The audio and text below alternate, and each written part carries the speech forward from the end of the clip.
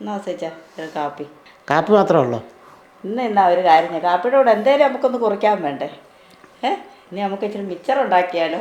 അപ്പോൾ ഈ കടലമാവ് 1/2 കിലോ ഉണ്ട്, 2 പാത്രത്തിലാക്കിയെന്നേ ഉള്ളൂ. നമുക്കിതൊന്ന് അടഞ്ഞെടുക്കാം.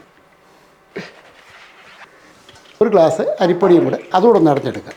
അടച്ച് വെച്ചിരിക്കുന്ന ആ അരിപ്പൊടിയും കൂടെ അങ്ങോട്ട് ഇട്ട് കൊടുക്കുക. ഇതിൻ്റെ അകത്തോട്ട് ഇട്ട് കൊടുക്കുക. ഒരു 1.5 ടീസ്പൂൺ കാശ്മീരി മുളക് പൊടി, ഇച്ചിരി എരിവുള്ള മുളക് പൊടിയും കൂടെ നമുക്കിതിൻ്റെ കൂട്ടത്തിൽ ഇട്ട് കൊടുക്കുക. ഒരു 1/2 ടീസ്പൂൺ അളവിൽ മഞ്ഞൾപ്പൊടിയും കൂടെ അങ്ങോട്ട് ഇട്ട് കൊടുക്കുക. കായപ്പൊടിയും കൂടെ ഇതിൻ്റെ കൂട്ടത്തിൽ ഇട്ട് കൊടുക്കുകയാണ്. അപ്പോൾ ഇതിനാവശ്യമുള്ള ഉപ്പ് പൊടിയും കൂടെ അങ്ങോട്ട് ഇട്ട് കൊടുക്കുക. നല്ല പറഞ്ഞ് മിക്സ് ചെയ്തെടുക്കുക. ഇപ്പോൾ ഒരു 4 തവി ഈ ഒരളവിൽ മാറ്റിയിട്ടുണ്ട്.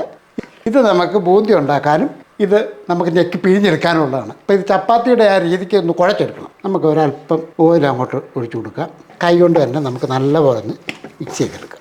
അപ്പോൾ നമ്മൾ ഈ ബേസിൻ്റെ അകത്തുനിന്ന് മാറ്റുകയാണ്. നമുക്കിതിൻ്റെ അകത്തോട്ട് ഒരല്പം ഓയിലൂടെ പുരട്ടി കൊടുക്കുകയാണ്. ഇനി നമുക്ക് ബൂന്തിക്കുള്ള മാവൂടെ കലക്കി വെക്കാം. ഈ ഒരു രീതിക്ക് അങ്ങോട്ട് കലക്കി വെക്കുക അല്ലോ. ചീനച്ചട്ടിയോ ഒരു കടായോ ഏതായാലും അടുപ്പത്തിട്ട് വെക്കുക. കുറച്ച് ഓയിലും അങ്ങോട്ട് ഒഴിച്ചു കൊടുക്കാം. എന്നിട്ട് ഈ ചില്ലാണ് മിച്ചറിന് വേണ്ടി എടുക്കുന്നത്. ഈ സേവനാഴിക്കകത്തോട്ട് ഇതങ്ങോട്ട് വെച്ച് കൊടുക്കുക. അപ്പോൾ എണ്ണയൊക്കെ ചൂടാൻ തോന്നുന്നു, ഒരല്പം ഇട്ട് നോക്കാം. ഇനി നമുക്ക് അങ്ങോട്ട് കറക്കി അങ്ങോട്ടിടാം. ഈ ഒരു രീതി ആയി കഴിയുമ്പോഴത്തേക്കൊന്ന് മറിച്ചിട്ട് കൊടുക്കുക. ഇതേപോലെ ആയി കഴിയുമ്പോൾ കോരി കൊടുക്കാം. നേരത്തെ ഇട്ട പോലെ തന്നെ നമുക്ക് ഇങ്ങനെ അങ്ങോട്ടിടാം. ഇങ്ങനെ വട്ടം കറക്കി അങ്ങോട്ടിടാം. ഇനി നമുക്ക് ഒന്ന് മറിച്ചിട്ട് കൊടുക്കുക.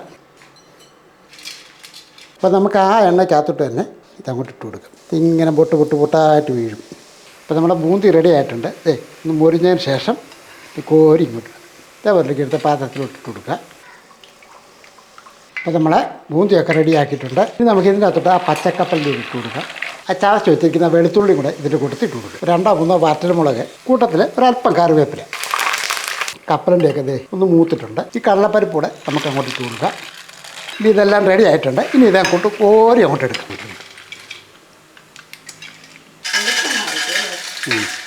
നല്ല മോര് പോരാനായി ഒന്ന് പൊടിക്കാൻ പറ്റും. ഇതെല്ലാം കൂടെ ഒന്ന് ഇളക്കി നമ്മളെ മിക്സ് റെഡി ആയിട്ടുണ്ട്. അപ്പോൾ കറുമുറ മിക്സർ നമുക്ക് വീട്ടിൽ തന്നെ ഉണ്ടാക്കാം.